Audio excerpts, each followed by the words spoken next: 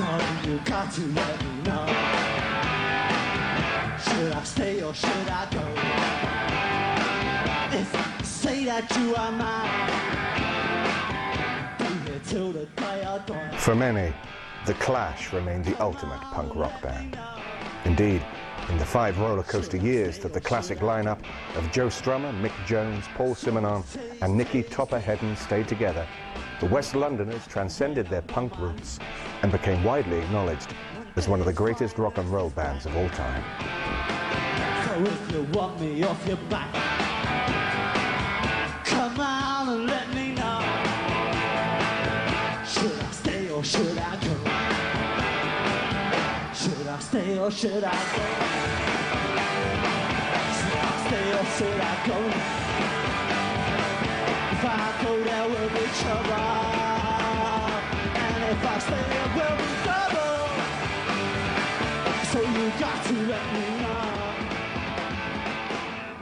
The band were inspired to form in 1976 by the impact of the early Sex Pistols.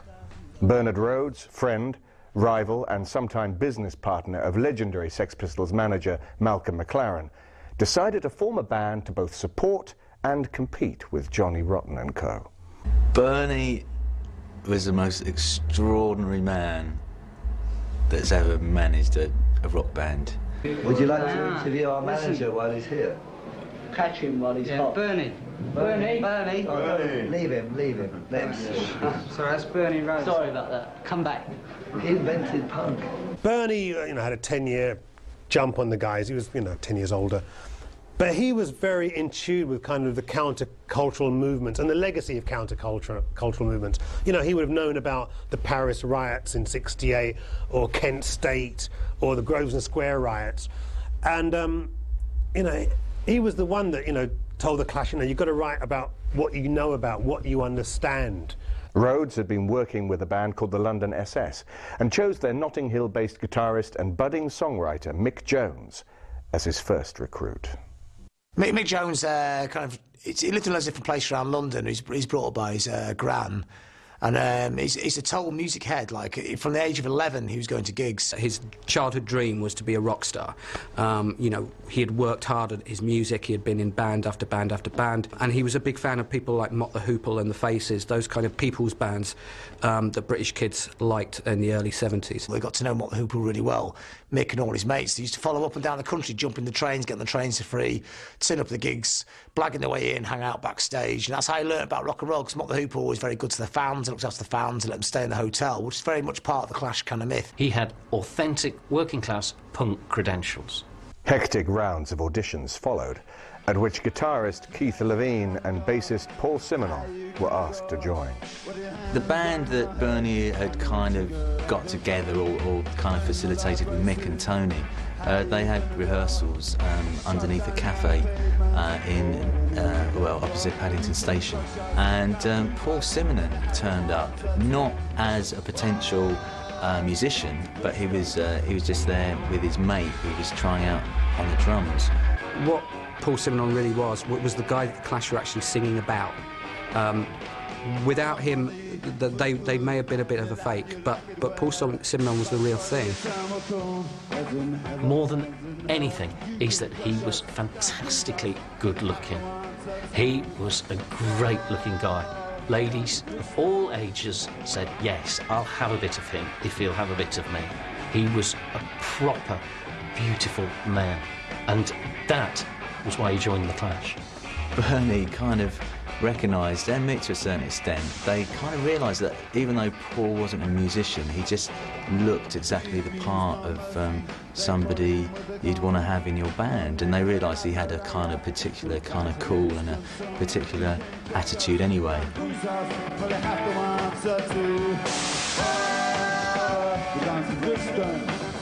He had this attitude pose thing. He was very much the kind of how you imagine punk to look. But the band would get nowhere without a frontman who could rival Johnny Rotten. Things fell into place for the band when they went to see a West London show by highly touted pub rock rhythm and blues band, the 101ers. Joe Strummer's background was very different from the rest of the Clash. He wasn't even born in London, he was born in Ankara, but of course he has no Turkish blood in him.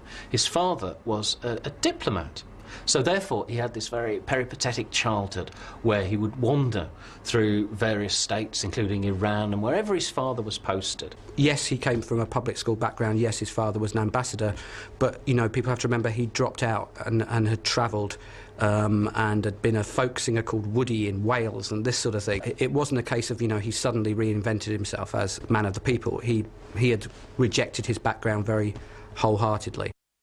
Joe was on the scene because he was playing with the 101ers, and Mick and Tony James had kind of been to check them out previously, and they kind of recognised in Joe like this sort of really brilliant frontman. Bernard Rhodes calls up, said, "Are you in or are you out?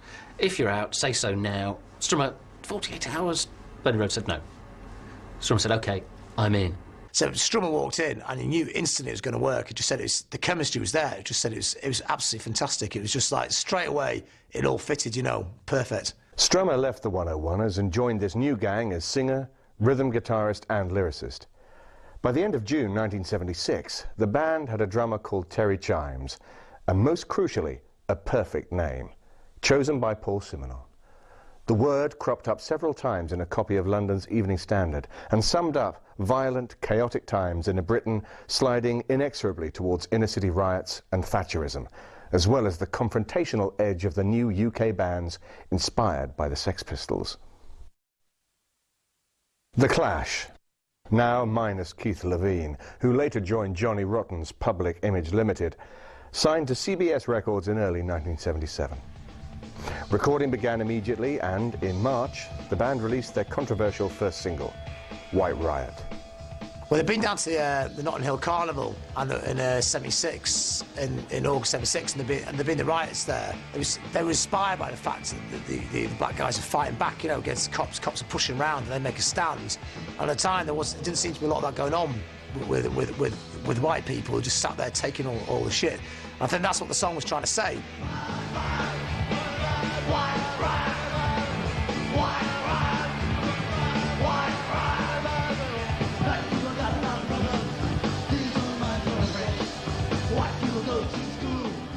It's often said that the Pistols made you want to smash your head against the wall, but the Clash would give you a reason. And I think that was kind of obvious because everyone was kind of angry and mad, but Strum would be like, well, OK, we're mad, but what are you going to do about it? They were the ones that I guess gave it its kind of political depth.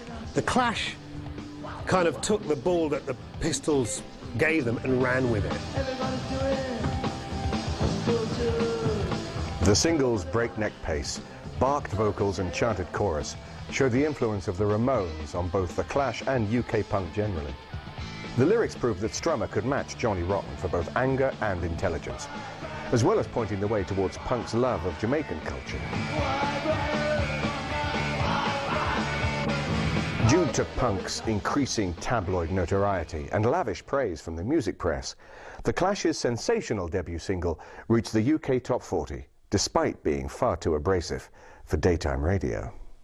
I guess my white mates were coming up with their own soundtrack, something that represented the way they felt. I mean, I had mine, I had reggae music. But every generation needs its own soundtrack. There was a lot of confusion in the early days about what punk stood for. I mean, punk had lots of kind of right-wing notions or right-wing imagery, and there was this kind of sort of very hard, anarchic, quite extreme ideology that formed in the middle. And when they released White Riot, I mean, people got the wrong end of the stick. When I first heard White Riot, I'm walking along the street singing this song, all my mates were laughing at me, my black mates. They're like, why are you singing that song, Rasta? They didn't understand that what Joe was saying in that song was that the white people, especially the young people, needed to have a right of their own, not against black people, but against the system. Nothing had ever sounded like that when I heard White Riot. I mean, it sounded like it'd been played at I don't know, 1,000 miles an hour. You couldn't understand anything at all except whoa, whoa, whoa, whoa, whoa, whoa. I didn't know what the hell they were singing about. And then the DJ comes on and goes, that's White Riot by The Clash. Therefore, White Riot established The Clash's credentials as angry, powerful, and absolutely thrilling. If you never heard this kind of music before, and people in Britain generally hadn't, you'd just think, wow. Everybody's doing it. Still do. Nobody wanna go to jail.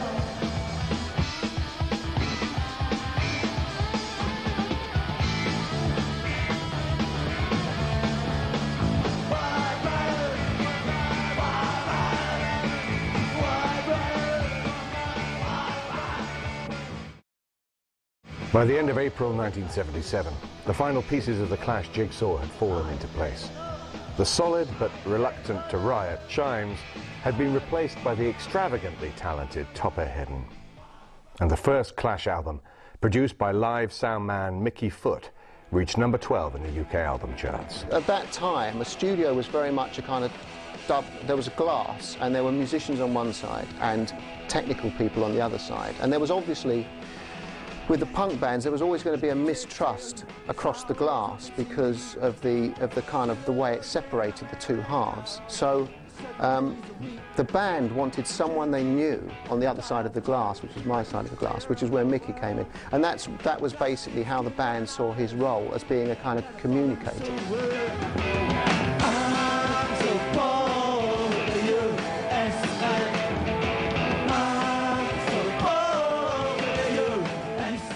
For a start, it took punk rock in a new direction. It wasn't a wind-up like the Sex Pistols were. It wasn't good time, pie in the face sloppiness like the Damned were. And it wasn't that sort of leather-jacketed nothingness that the Ramones were. This was it was a statement. It was a manifesto. It was saying, we're the Clash. We are, as the phrase had it, the only band that mattered. It is the sound of punk.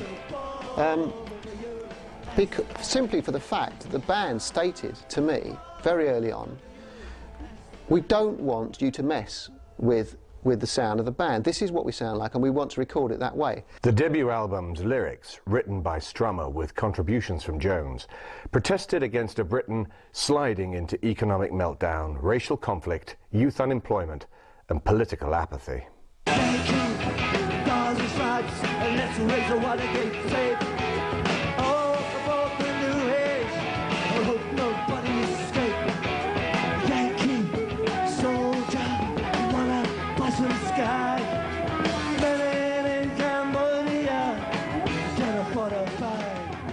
It was the first proper punk album. It was, I mean, this came, what, a good 6 months before the Pistols released their album. It was probably the first thing where you could go out and what's this punk thing all about? And you could get this album and people put it on. And the most extraordinary thing about it is it's just got these fantastic tunes on it. Like, it hasn't got a bad track on it. It's a rudimentary and simple, raw record. It's actually quite complex songs. Even White Riot's quite a complex song. It's not just a straight Ramalama run-through. There's little bits in it, and it's cleverly done. There's a cleverness what they're doing here. The production is really, really rudimentary, but that makes it sound better. It's not overproduced. The guitars sound ace. They're just like, they're really cutting and they're really slashing. There's a great energy to it. And the lyrics are great as well. Already you see Strummer's a great lyricist. If you wanted to know what life was like in 1977 for a young person living in Britain, you play that album 40 minutes or so and you're left in no doubt as to what it was like. There was no messing about. The band basically played live, you know, in the studio as a setup live. And we overdubbed whatever we needed to overdub, and it was mixed, and that was it, job done. There was no kind of discussion about where we should go, really, in terms of production terms. It was simply a case of let's capture this band as they are at this moment in time.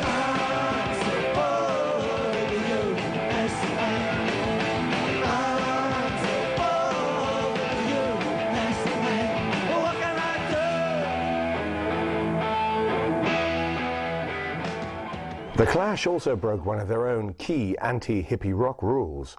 Their cover of Junior Murvin's political reggae anthem, Police and Thieves, was over 6 minutes long. More importantly, the track gave credibility to rock reggae, inspiring the likes of the Police and the two-tone movement, and making it de rigueur for every punk band to try its hand at Jamaican beats.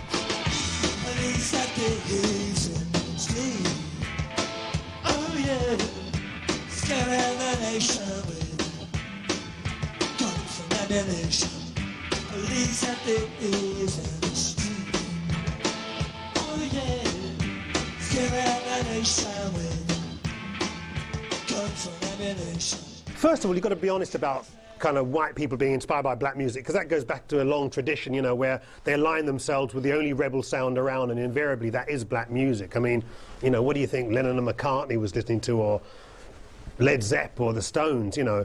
Difference was with the punk and black music is that no longer were they being inspired from sounds from the Mississippi Delta. We were living next door to these people. So the effect was much more direct and obvious. It wasn't disguised in interpretation.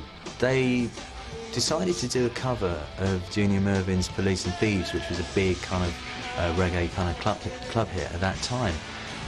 And that was a very interesting and, with retrospect, incredibly important thing that they did. They brought the culture of reggae and rock music together in a really, really kind of cool way. But they're doing the punk style, so it's kind of reggae, but it's kind of punk, and I think this is really important because it shows there's an escape route for punk. It doesn't always have to be blah, blah, blah, fast punk. It's like it's like reaching out to another culture, which is the Rasta culture, which had a similar kind of beef with authoritarian kind of thing, and saying, look, we're with you. A song that seemingly was just set in Jamaica had a resonance here in the UK. We were all feeling the pressure. Now, cross-cultural fertilisation, it's part of the course. But then, it was an extraordinary act of solidarity, of defiance, and of understanding that reggae was great music.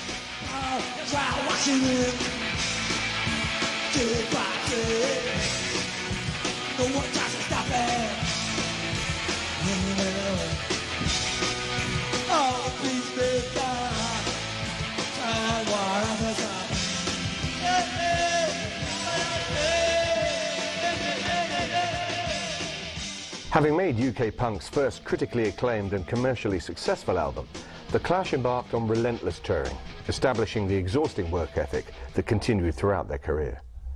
Although the band were never slick musicians, they were an extraordinary live spectacle, with Simonon's mean and moody toughness, Jones's old-school rock poses, and Strummer's inspiring emotional commitment and endless energy, rousing punk rabbles all over Britain.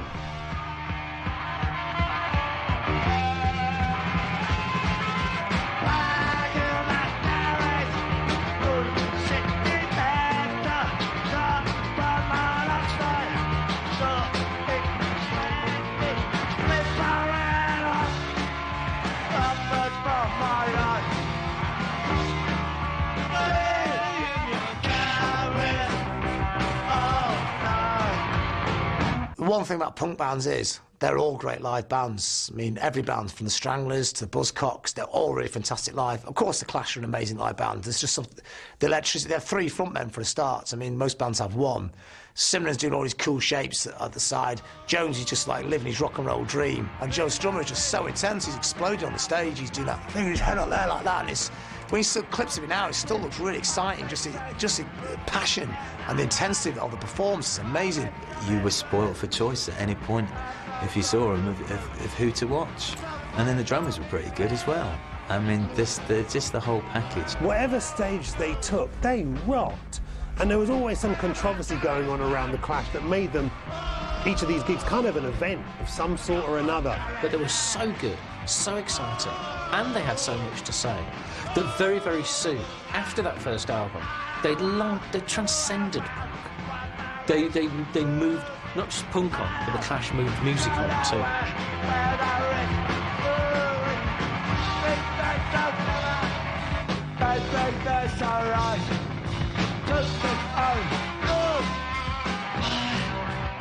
They also released 3 singles between September 1977 and June 1978, which saw them quickly moving forward from basic punk rock. The 3 singles they made between the first album coming out and Give 'Em Enough Rope were vitally important. Given the three singles, Complete Control, Clash City Rockers and White Man in Hammersmith Palais. The thing with those three singles is, at the time when the Sex Pistols were splitting up, where it had all gone horribly wrong, what it did was cement the Clash's position as the punk band.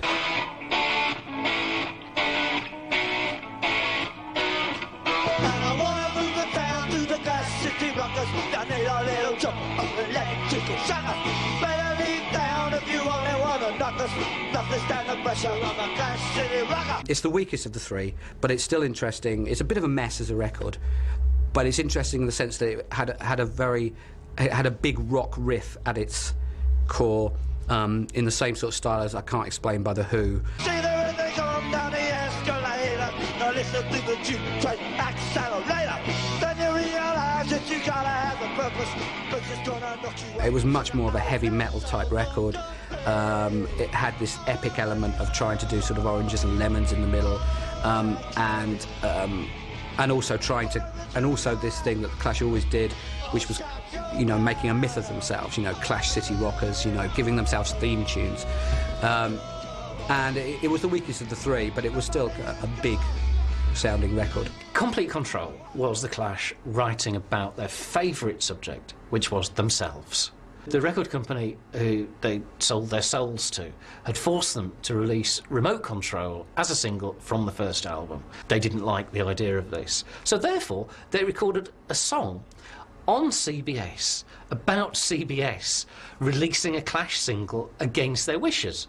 CBS put it out, they promoted it, they marketed it, and the Clash had their first top 30 hit with it. Another reggae classic, and a personal favourite of mine, is, of course, White Man in Hammersmith Palais. It's especially dear to me because I actually took Joe to the Hammersmith Palais on the night that he was inspired to write that song.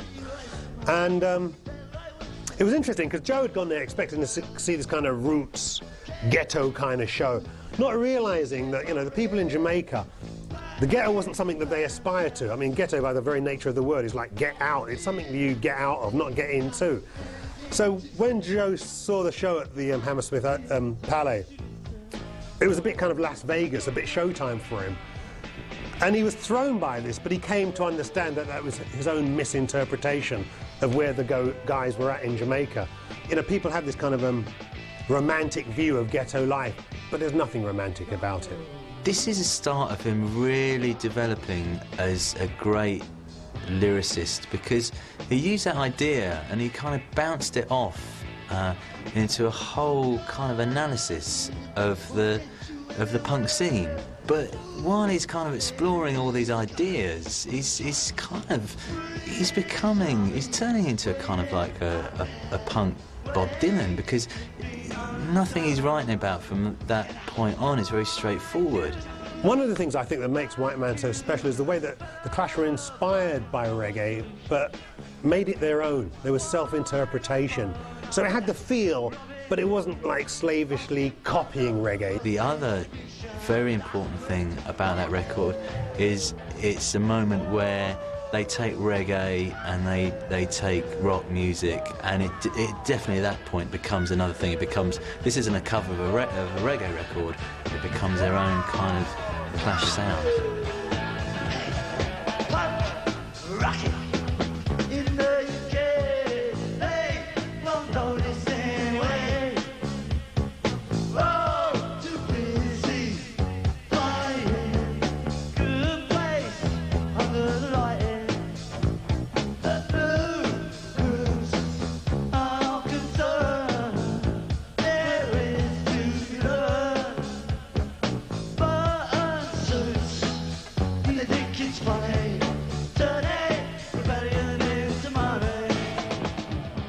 Expectations surrounding the second album were now incredibly high, perhaps damagingly so. Eyebrows were raised when it was revealed that the Clash were recording with American producer Sandy Pearlman, a former journalist behind intellectual heavy metal pioneers Blue Oyster Cult. Surely this American relic from the hippie era was exactly what the Clash were rebelling against. Sandy Pearlman was an American rock producer. He'd produced primarily the Blue Oyster Cult, and he was also, more importantly, almost a staff producer for the Clash's label CBS. So they thought, well, if we're going to compromise, let's compromise. The guys made records that we like, so they got him in.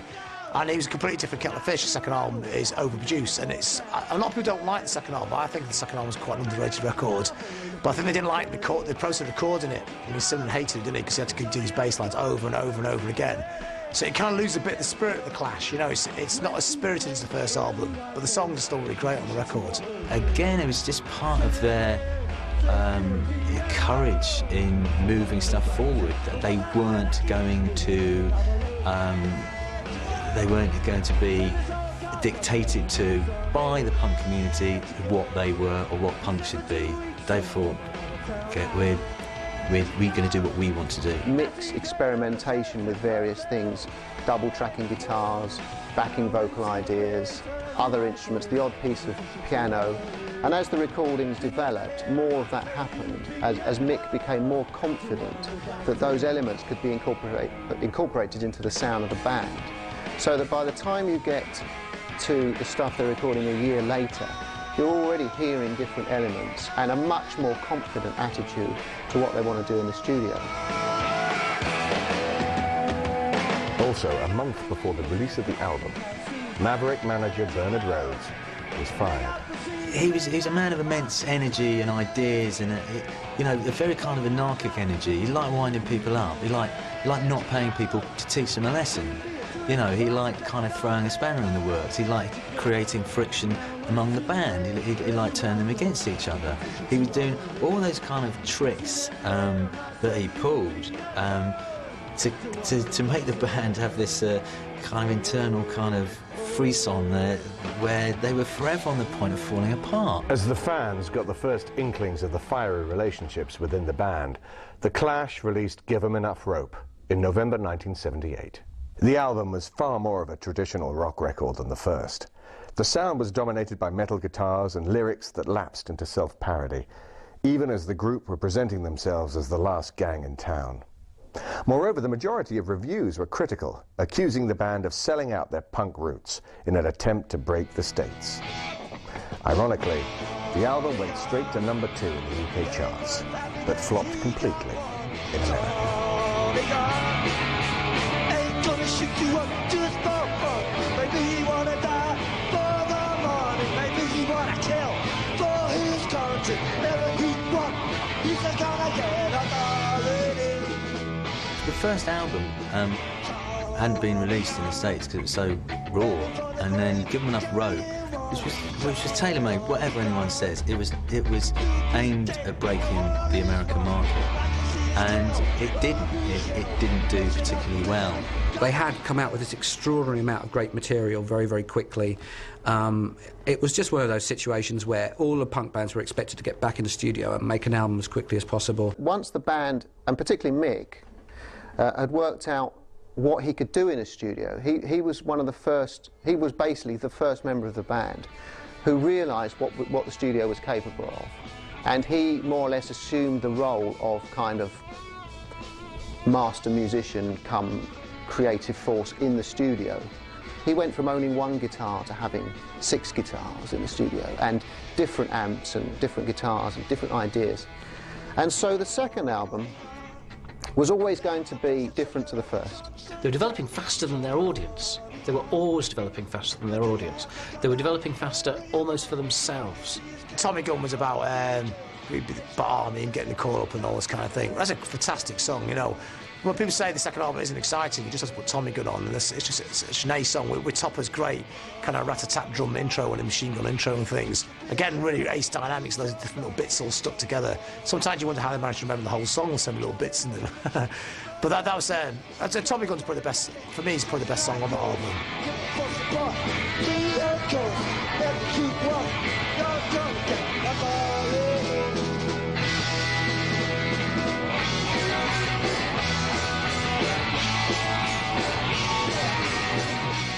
Undaunted by the criticism, The Clash embarked on their first successful US tour in early 1979 and released the Cost of Living EP, which featured a much-loved version of Bobby Fuller's I Fought the Law.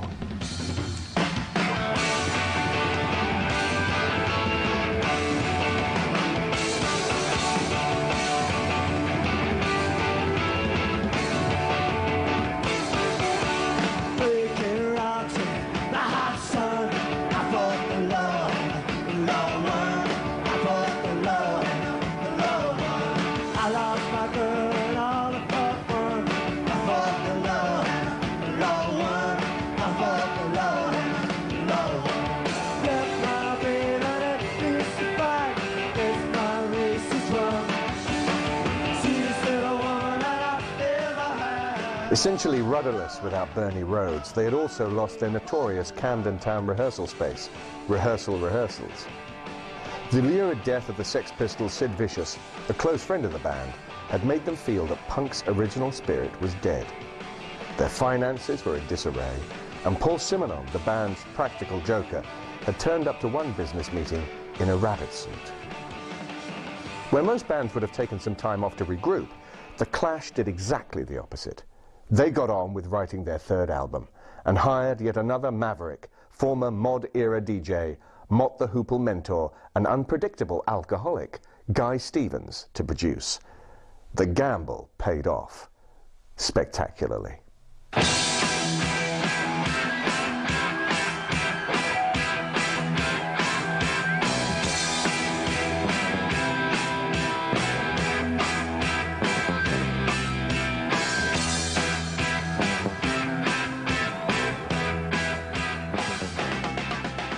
People often say, as indeed the album critics say, that Guy Stevens produced London Calling.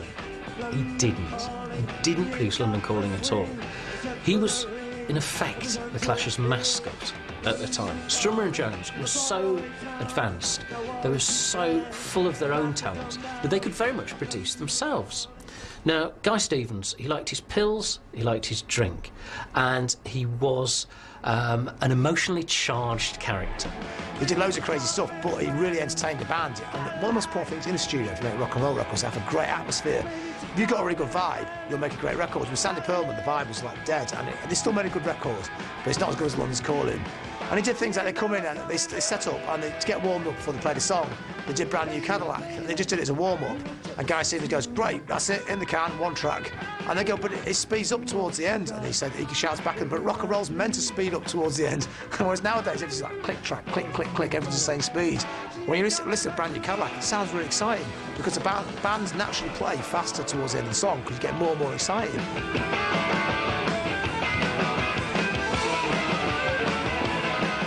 Still referred to as one of the greatest rock sets of all time, the double London Calling album was released in November 1979 to rapturous acclaim, reaching number 9 in the UK and breaking the US top 30.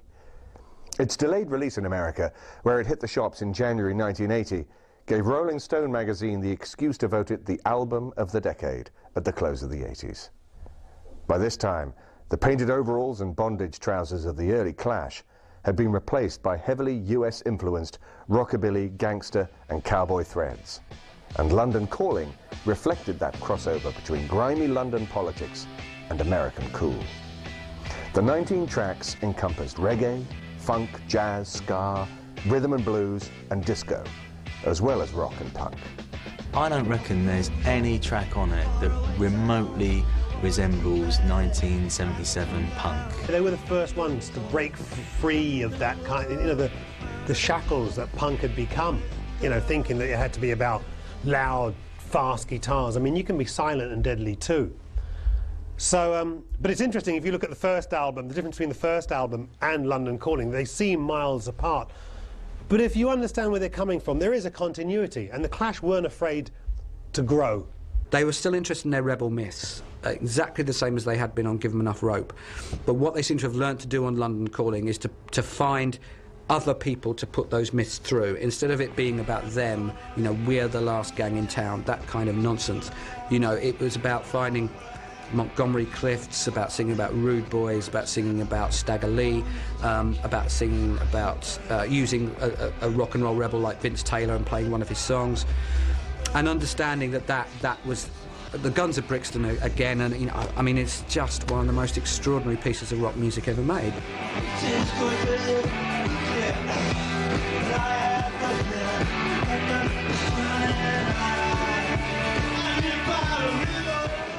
Two vital non-musical elements marked London Calling's significance. The cover, a shot of Paul Simonon smashing his bass on stage, framed by pink and green lettering, culled from the first Elvis Presley album, is universally hailed as one of rock's defining images. But perhaps most importantly, the band insisted that the double album was sold in the shops at single album price. This gesture restored their punk integrity and made rival bands look greedy. On the other hand, CBS only agreed to the discount if The Clash paid for it out of their royalties. The Clash's greatest success simply put them into even greater debt.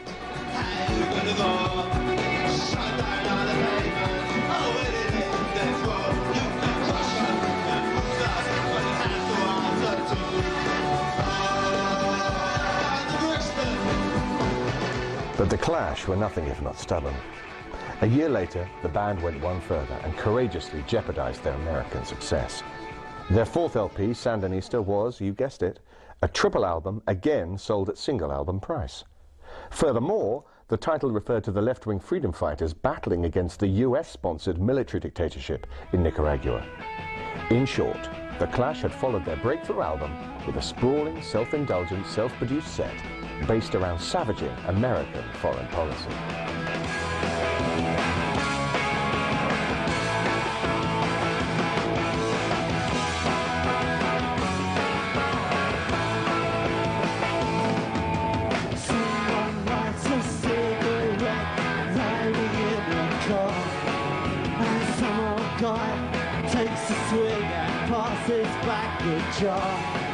But where they were last night, no one can remember.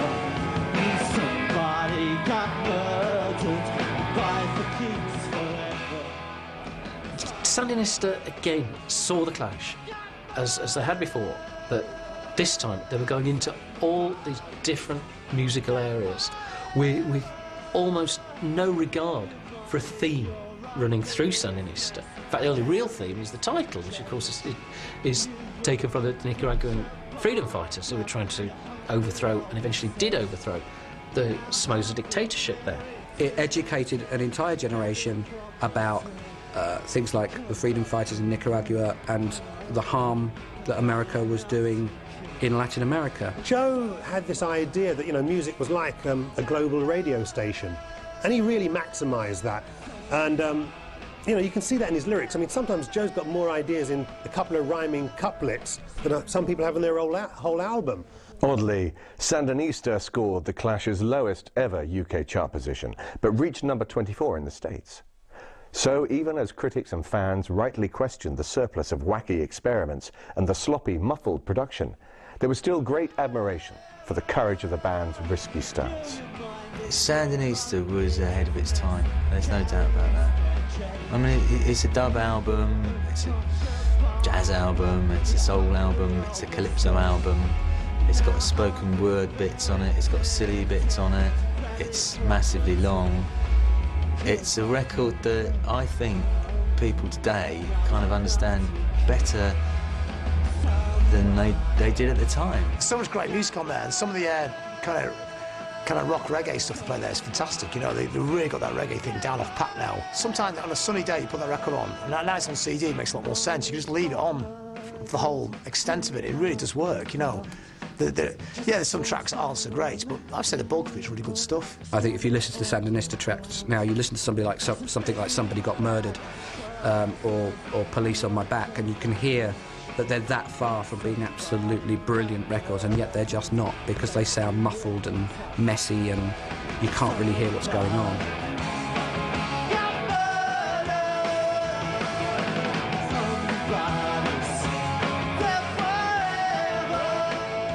As well as drawing young rock fans' attention to CIA skullduggery in Latin America, one single from the album reached a surprising new audience.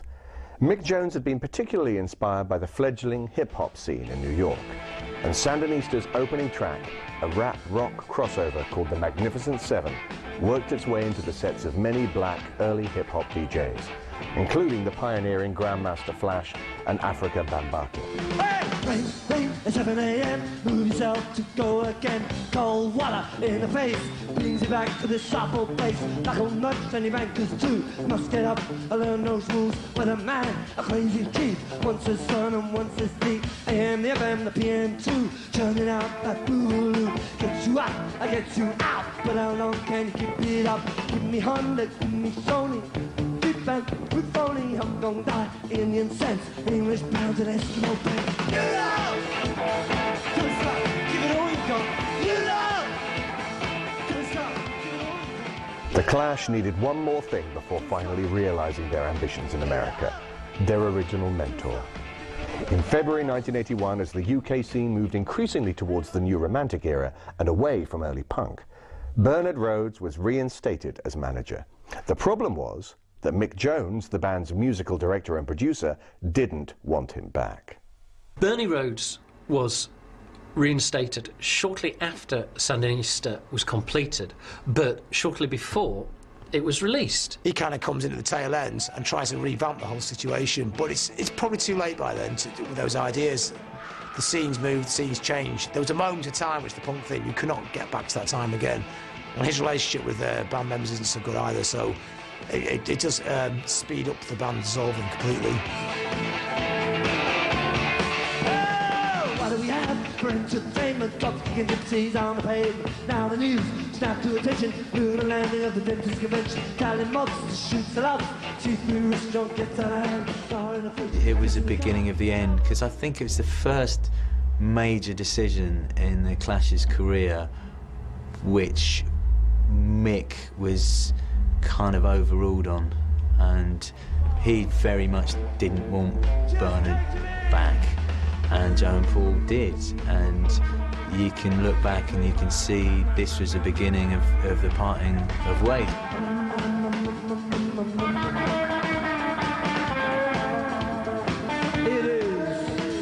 A simple but inspired Rhodes idea led the Clash towards one of their greatest triumphs, when in June 1981 the band embarked on 8 intimate shows at the Bonds International Casino in Times Square, New York.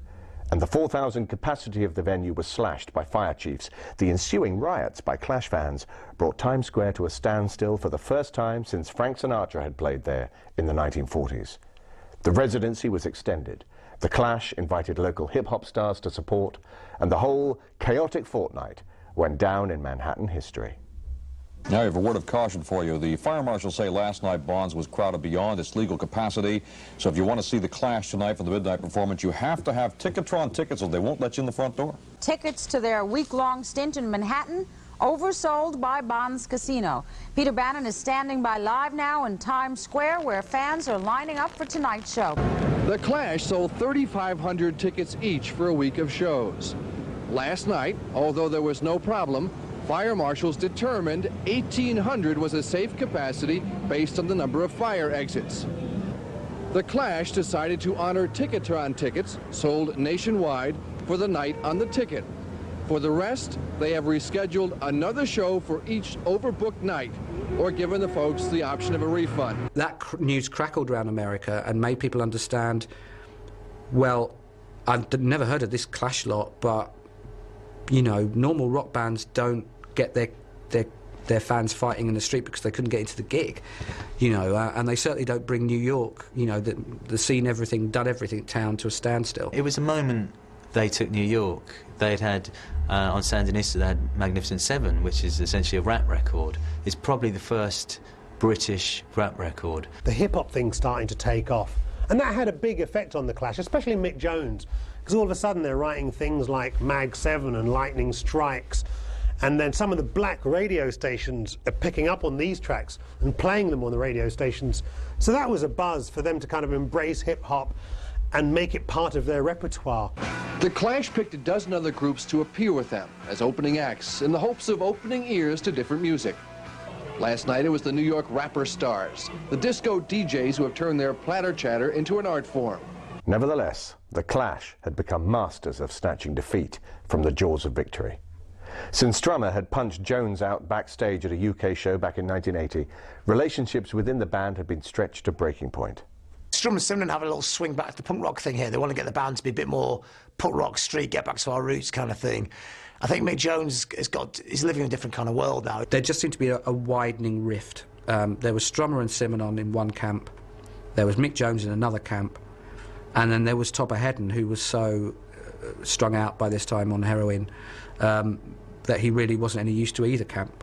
At the start of 1982, the Clash toured the Far East for the first time, and they played Japan, and they're loved in Japan. They play Australia, and Australia's been waiting to see them for you know, since 1977. So they're breaking into new territory. They're kind of going global, but at the same time, there's a fundamental problem in the band, and that's Topper's heroin habit. It's very difficult to work with someone who's on heroin. I mean, getting them in and out of countries is difficult enough. You know, if they're carrying stuff on them, everyone's going to get in trouble. You know. It's not his drumming was getting hard. He couldn't get through whole sets. It's difficult for him. Because the Clash used to play like 2.5 hours, like really massive, long sets. If you're a heroin addict, that's hard work. It did embarrass them, Topper becoming a heroin addict, because that kind of rock decadence was everything they stood against. Jones and Strummer fought throughout the sessions for the 5th Clash album, and veteran ex-Rolling Stones engineer Glyn Johns was asked to step in, separate the warring factions, and turn the disappointing material into a coherent album. In yet another twist, his efforts produced the Clash's biggest selling album so far.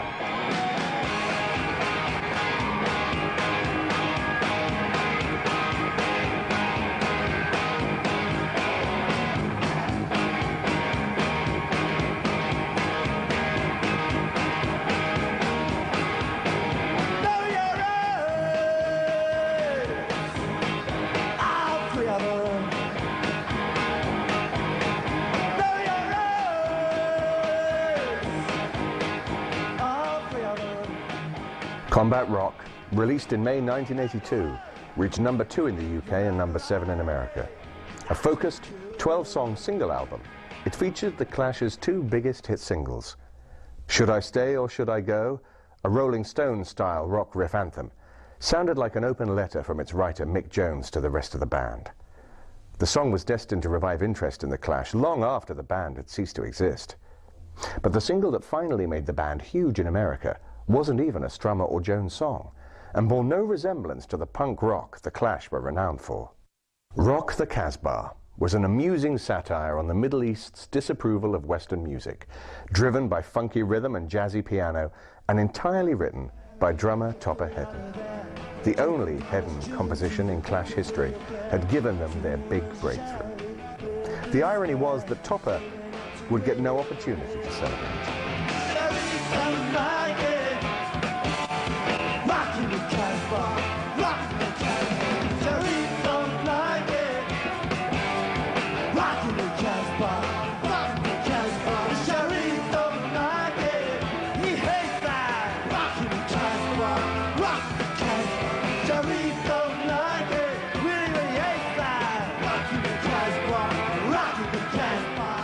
Days after the release of Combat Rock, Topper Headon was fired from the Clash. The drummer's increasingly serious addictions to heroin and cocaine had made him impossible to work with. Producer after producer that worked with the Clash sort of have a stunned amazement about Topper Headon, and it's not just he was the best drummer. He was probably better at all the other instruments than everybody else as well. He was a natural musician. It was not attitude with him or playing in a particular, a particularly recognisable style. He was an all-round jazz-trained musician who could play anything at any tempo, in any style. I believe that they wanted him to come back, and that they thought if he was off the road, that if he was out the way of temptation, if he was in some sort of rehab, if he got himself sorted out, then he could return, because he was the drummer of the Clash in a way that no one else was. But the Clash's new fans barely noticed. Combat Rock became a million-selling album, despite being a largely downbeat affair, featuring a cameo from the great beat poet Allen Ginsberg and influences from funk, world music, and, as always, the band's beloved reggae. By now, the band seemed obsessed with America, and the album explored American conflicts from Vietnam to the inner-city ghettos. If you could play on the fiddle, how's about a British chick and Rio? Speaking King's English in quotation, as jailhead towns feel the steel mills rust.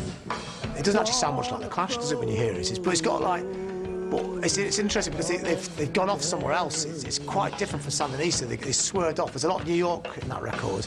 You can hear a lot of the electro stuff soaking in there. But there's some great songs on there. This is your paradise. They were now a band who sounded like quite a lot of other standard rock bands. They'd lost that unique sense of morality, of power, and of seeing the musical world as broadly as they could. What happened was, like, Mick's musical vision departed from Joe and Paul's. Mick produced and mixed a version of the album which was essentially another double album. But it was decided that by the record company and basically the other guys in the band that they couldn't put out a double, and they brought in somebody, Glyn Johns, to chop it down to a single, very much against Mick's wishes. So you have another episode in the story where Mick is being kind of overruled by the other guys in the band, even though in some senses Mick was the driving force behind the music in that band, and thus you start to see the beginning of the end. Nevertheless, the Clash rehired their first drummer, Terry Chimes, and toured the stadiums of America with The Who. 2 dates with the 60s legends at the enormous Shea Stadium in New York in October marked 3 bittersweet Clash landmarks. The biggest crowds they ever played to, Rock the Casbah's entry into the US Top 10, and the last tour Mick Jones, the band's founding member, would ever play with the Clash.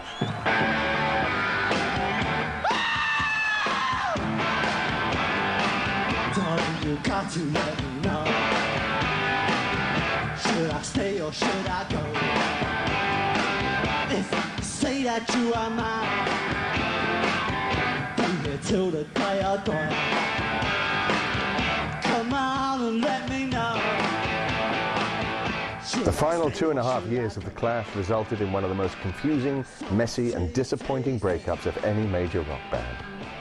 In May 1983, a disillusioned Terry Chimes was replaced by new drummer Pete Howard.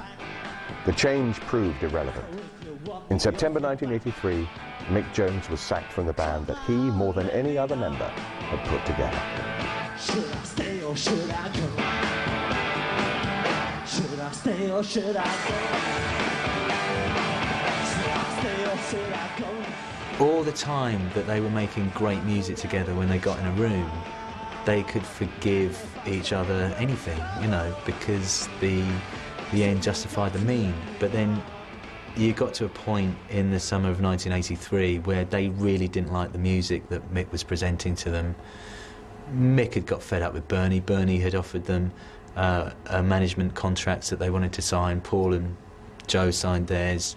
Mick didn't. He wanted to run it past his lawyer. All those divisions in the band came to a head because they weren't making great music anymore. So you got to let me know. This decision's bothering me. Decision and the rest of you don't want me, set me free. Clash is often perceived as finishing when Mick Jones was kicked out. Now, of course, this is factually correct because there's another album. But what was lost was this notion of the Clash. Should I cool it or should I blow?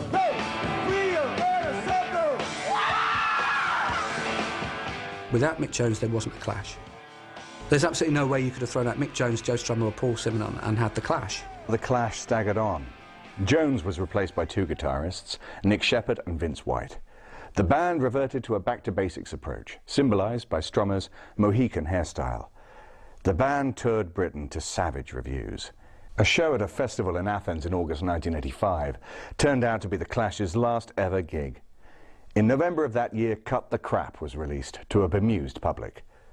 Though the loyalty of the fans saw it reach number 16 in the UK and scrape into the US Top 100, the album received a deserved critical mauling. It was an uncomfortable mix of overpowering thrash guitars, terrace chant vocals, hip-hop drum machines, and washes of synthesized strings, with Strummer's attempts to revive the spirit of '76 sounding both outdated and self-parodic. The album title, a gift to appalled critics, didn't help. When they recorded the album with Bernard as the producer, that Cut the Crap in Munich, I mean, it's quite clearly all that musicality and genius that Mick brought to the Clash was gone. I mean, Joe was still writing pretty good lyrics, but that was all that was left. There was everything that was good about the Clash had just sort of been poured down the drain. That belief that you can write a very, very basic rock song and just kind of shove a beatbox over the top of it, and some synths maybe, and that somehow it's like hip-hop or it's like electro. If you ever want proof that that's not the case, then listen to Cut the Crap, because, you know, there's not a danceable moment on it. It's just a mess. Reeling from the negative response to Cut the Crap, but finally realising that the Clash Mark II had been a disaster, Joe Strummer finally split the band in December 1985. The reviews, I mean, obviously the chart position did pretty poorly, but the reviews were savage, and obviously I think it was a strange moment of realisation for Joe Strummer, that he realised that he'd gone along with this idea of calling the album Cut the Crap, and that this was a gift to every critic of the band. They'd cut a piece of crap, you know, and I think that was kind of the last straw, when it suddenly kind of hit him, you know, as every reviewer lined up to use the Cut the Crap pun, that of just what a monumental folly it had all been, and he just called a band meeting and essentially, you know, gave the other three their cards. After the split, the 4 key Clash members resisted the temptation to reform, despite lucrative offers to headline stadium shows. Topper Headon sank further into drug addiction, but eventually recovered and now lives quietly in Dover, southeast England, having long ago quit the music business. Paul Simonon returned to his first love, painting, and now makes his living as an artist. Joe Strummer and Mick Jones reconciled enough to co-produce the second and most successful big audio dynamite album, 1986's Number 10 Upping Street.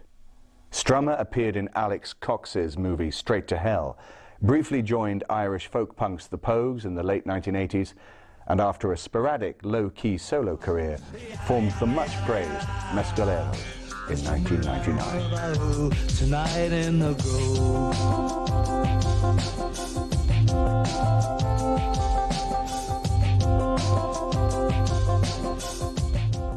After the demise of the Clash Mark II, I think Joe was treading water for a bit, but then when he discovered some like-minded people that would become the Mescaleros, things were really looking up for him. I mean, I was lucky enough to film the last show at the Brixton Academy, and it was fantastic. I mean, there was the passion there that had always been there, and he was no longer relying on the Clash's back catalogue. I mean, he slipped a few of those numbers in, but, you know, Joe Strummer, you know, hard man to kind of beat.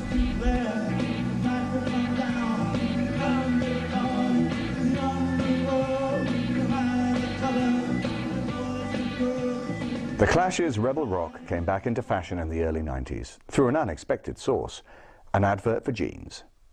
When Levi's used Should I Stay or Should I Go as the soundtrack for one of their popular TV commercials, the re-release single achieved something the Clash had got nowhere near while together, a UK #1.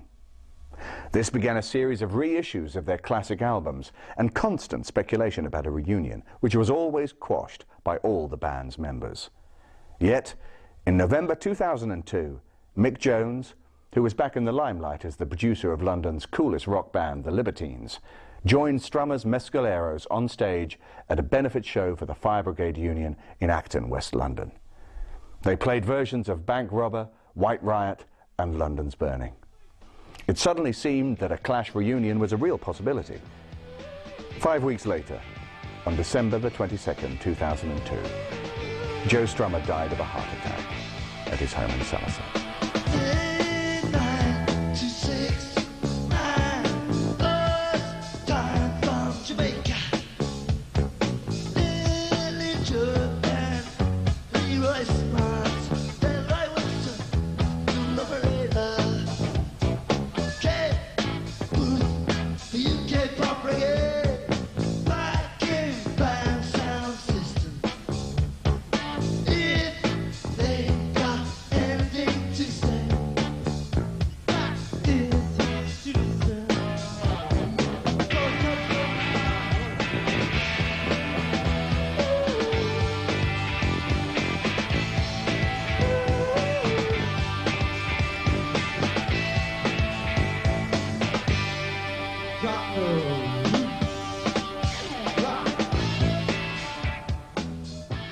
In just 5 hectic years, the classic lineup had released 5 albums, 8 complete sets, including the double London Calling and the triple Sandinista that had formed the soundtrack for anyone who rebelled against the establishment in the late 1970s and early 80s.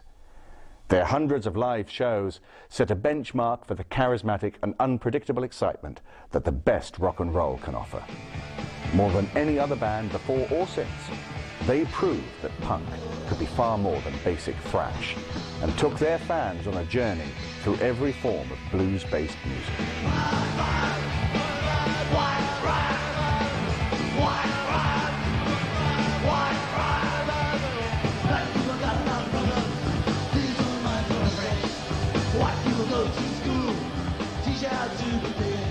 The Clash's body of work just stands up. I mean, the funniest thing about it is, like, 85% of it isn't punk rock. It's this weird kind of world reggae, dub, Clash kind of music. It's not even really rock music, a lot of it, but it's proved hugely influential. People saw that the Clash were light years ahead of their time in getting into reggae and rap and kind of almost like soundtracky music. And I reckon those records just sound brilliant today. And the later ones that were kind of dismissed by people at the time, they make a hell of a lot of sense now.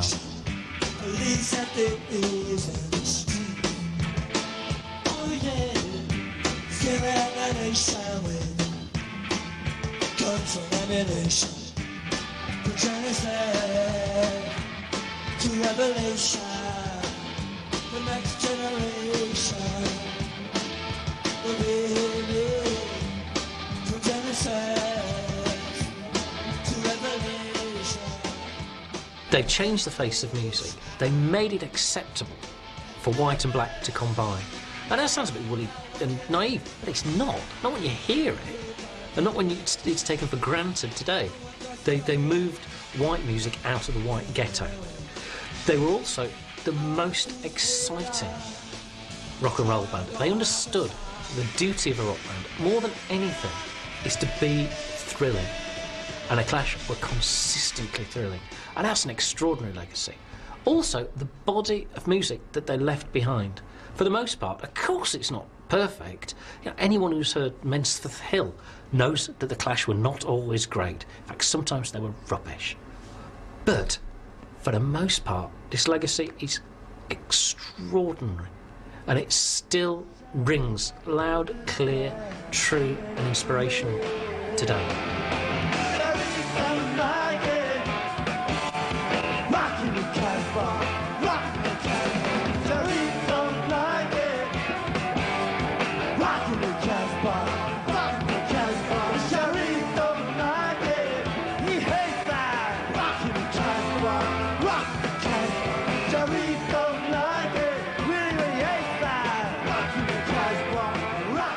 I think the Clash's legacy is really that they happened in spite of the business and not because of the business.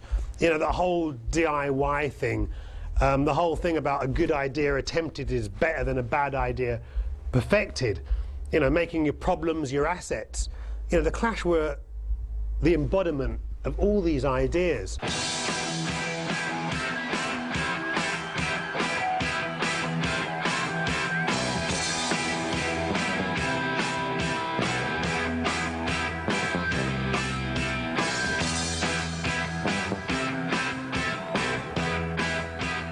I think every group labours under the shadow of the Clash in exactly the same way as they still labour under the shadow of the Beatles.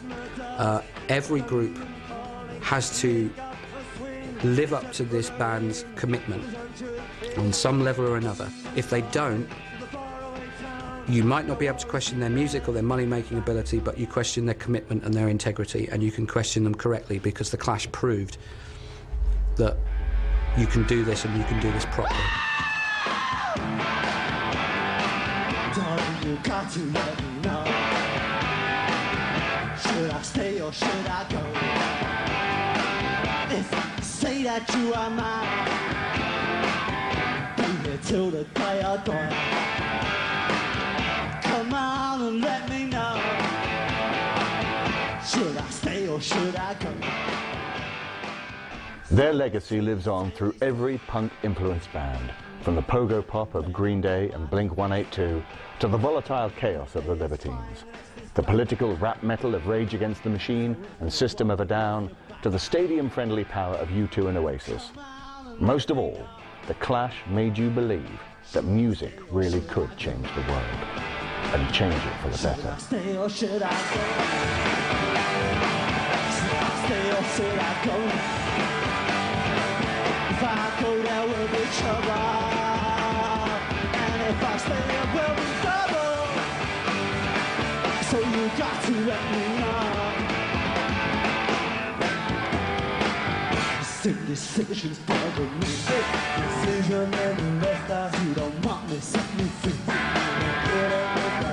Exactly who am I supposed to be? To me, single side. To remember which close fits I've been over naked eye. Come on and let me know. Should I cool it or should I blow? Hey! Rio, circle!